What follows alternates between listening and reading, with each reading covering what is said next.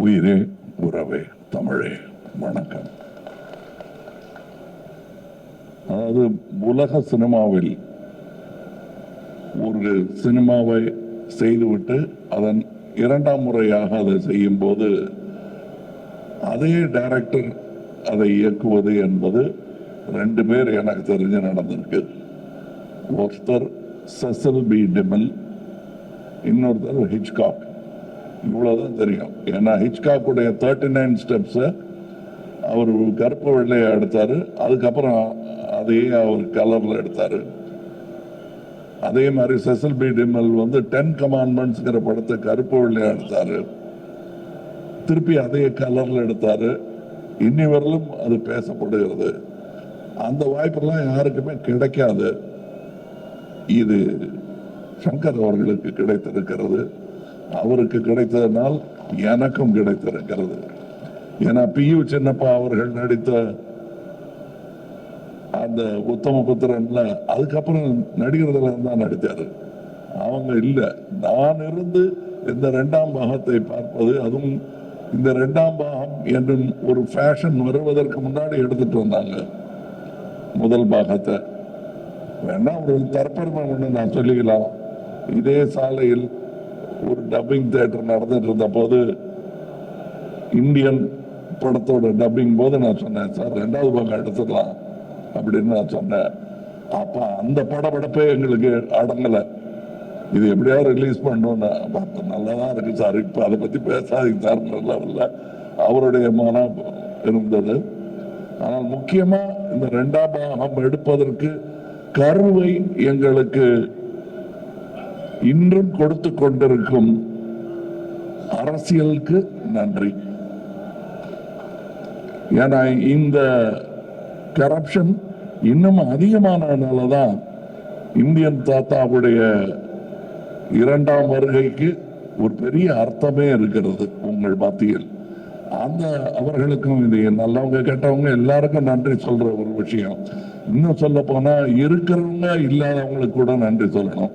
இந்த மேடையில் நான் ரொம்ப சந்தோஷமா ஒரு தலைமுறையுடன் நடித்து கொண்டிருக்கிறேன். நான் மதிக்கும் நல்ல நடிகர்கள், என் நண்பர்கள் இப்பொழுது எங்களுடன் இல்லை. அவங்கெல்லாம் இந்த வெற்றி விழாவில் பங்கெடுத்திருக்க வேண்டியவர்கள்.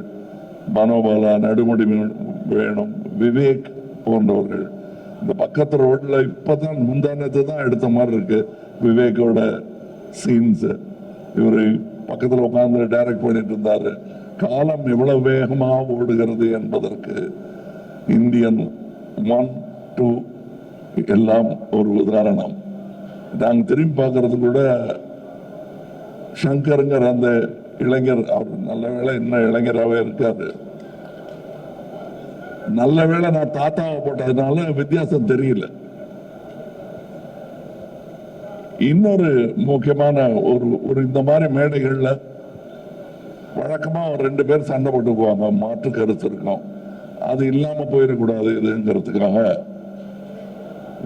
நம்ம ரவிவர்மன் ஒன்று சொன்னாரு, சங்கர் சாரும் கமல் சாரும் நினைச்சாலே இது மாதிரி எடுக்க முடியாதுன்னு. எடுத்திருக்கோம், அதான் இந்தியன் 3. இந்த மேடையில் அதை பேசக்கூடாது. ஸோ அவரையும் எதிர்த்து பேசிட்டு ஒரு சந்தோஷம் எனக்கு இருக்கு. அவருக்கு தான் சம்மந்தப்பட்டிருக்காரு.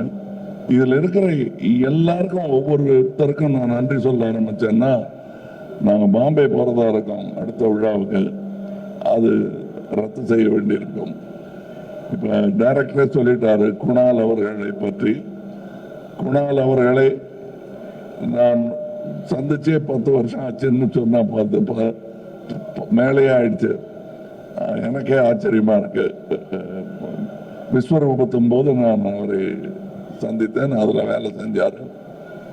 ஸோ அது மட்டும் இல்லை, இந்த படம் 5 வருடம் 6 வருடம் எடுத்ததுக்கு காரணம் நாங்க தொழில்நுட்பமோ இதுவோ தொழில்நுட்ப கலைஞர்களோ நட்சத்திரங்களோ காரணம் அல்ல.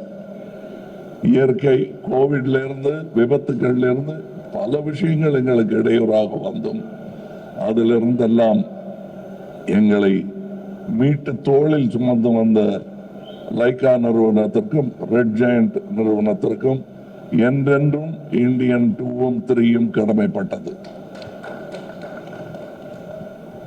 அதன் வெற்றியை அனுபவிக்க வேண்டும். முதல் ஆட்கள் அவர்களாக இருக்க வேண்டும் என்பதுதான் சங்கர் அவர்களுக்கும் எனக்கும் ஆசையாக இருக்கிறது.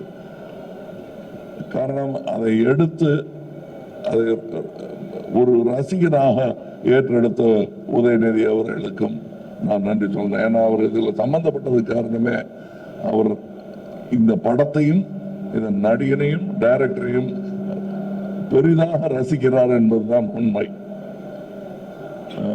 மற்றபடி இப்ப இங்க பேசும்போது சித்தார்த் சொல்லிட்டாரு, அவர் தனியா பேசும்போது மேடையில மைக்கு கொடுத்து பேசுற மாதிரி தான் என்கிட்ட பேசுவாரு. அது சொன்னா நம்ப மாட்டீங்க. இந்தியன் 3 வரட்டும், அப்புறம் வேணா கொஞ்சம் நம்பிக்கை வரும் உங்களுக்கு.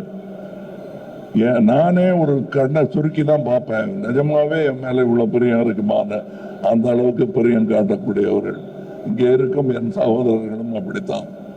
இதுல இந்த 100% சொன்னார் இல்லையா டைரக்டர், அது எப்படி 100% கொடுக்க முடியுங்கிறத கத்துக்க வேண்டிய ஒரு ஆளு அனிருத்தன் நினைக்கிறேன். ஏன்னா என்னால ஒரு அளவுக்கு மேல கேட்டாங்கன்னா சரி என்னால முடிஞ்சது பண்ணிருக்கேன் அப்படின்னு சொல்ல தோணும்.